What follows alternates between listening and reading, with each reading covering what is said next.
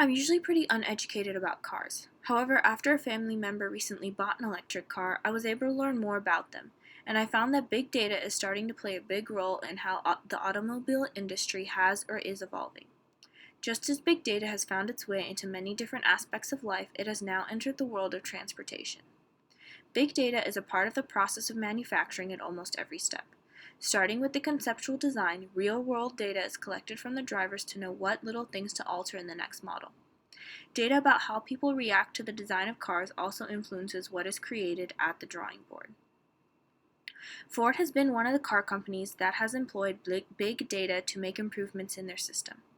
The company actually built a lab in Silicon Valley in 2006 to evaluate the data about fuel consumption, safety, quality, and emissions. Many newer models of Ford cars are constantly sending data to the lab for this analysis. Ford has installed numerous sensors in their cars to monitor behavior. They installed 70 sensors, including sonar, camera, radar, accelerometers, temperature sensors, and rain sensors. All in all, this allows Ford Labs to collect over 35 gigabytes of data every hour that can be used to improve the quality of the next model. Many people believe that the arrival of the all-electric car arose from big data. However, this is not the case. Electric engines were actually invented in the late 1800s by a man named Robert Anderson and were available to the general public soon after that. By the time the 1900s came along, almost 30% of the British population owned electric cars rather than cars with gas engines. This number slowly began to fall as the economy fell, and by the 1950s, the electric car was basically double the price of the gas-powered vehicle. Because the electric buggy's price and lack of power, these cars soon left the market. Before electric cars could re-emerge, a stepping stone was needed to ease people into the eco-friendly era. This stepping stone was the hybrid car. This type of vehicle combined both gas power and electric power to create an economically friendly alternative to the gas-burning vehicles. Finally, after several decades under the radar, the new and improved all-electric engines came into the market.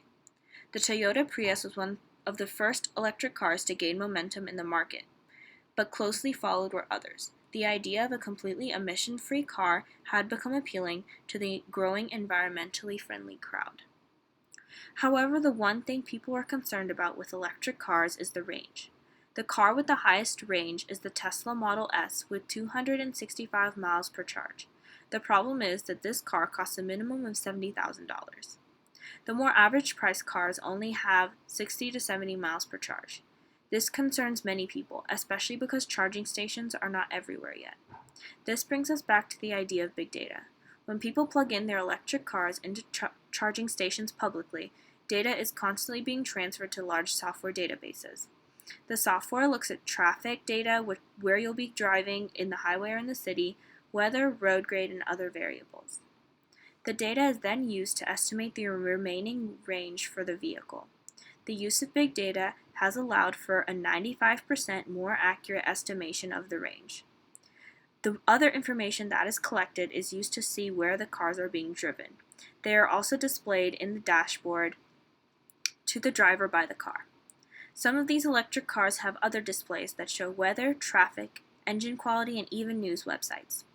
All of this information is taken from the data from the charging stations or from 4G and LTE networks. The use of these networks allows for even more data to be collected. Tesla seems to be leading the way in this expansion of electronic vehicles. The sale of Teslas has gone up far more quickly than the sale of other brands, and no one knows for sure why this is the case. Tesla is a luxury car compared to Lexus and Mercedes. However, Tesla Motors appeals to the green and left-wing people on the West Coast, where their sales are the highest. So what makes them different? Mostly it is how they use the data that they acquire. Tesla uses its data to make adjustments to its software. In essence, the experience of the driver in a Tesla should improve as time goes on rather than fall apart. It is not only automobile companies that want this information, though. For example, IBM, infrastructure companies, and utility companies are using this data to plan where charging stations are most convenient, how the power grid will be affected, and new systems for electrical distribution. In essence, the way we drive our cars is influencing how companies use millions of dollars. Even FedEx is looking to use this sort of data to ensure that deliveries are efficient. In Manhattan, the normal delivery trucks are now being replaced with all-electric cars. This is a problem, seeing as though all of these cars increase the electrical demand of the city by a megawatt. FedEx uses the information on how other trucks use electricity and in what time intervals to see how many trucks can be sustained in the city's power grid. Then an artificial intelligence is going to be created to manage when, where, and for how long each car can be plugged in, making deliveries more efficient and cost beneficial. Looking to the future, the sale of all-electric cars is going to increase, and with that increase will come an increase in the amount of data that can be quantified and applied to almost every aspect of our lives. We will start to see more charging stations opening up publicly and more electric cars on the road in general. The positive take-home of this is a decrease in carbon emission. However, we will also once again be turned into data points by another aspect of our lives. There is a lot of controversy with this issue, but it seems as though the change is inevitable.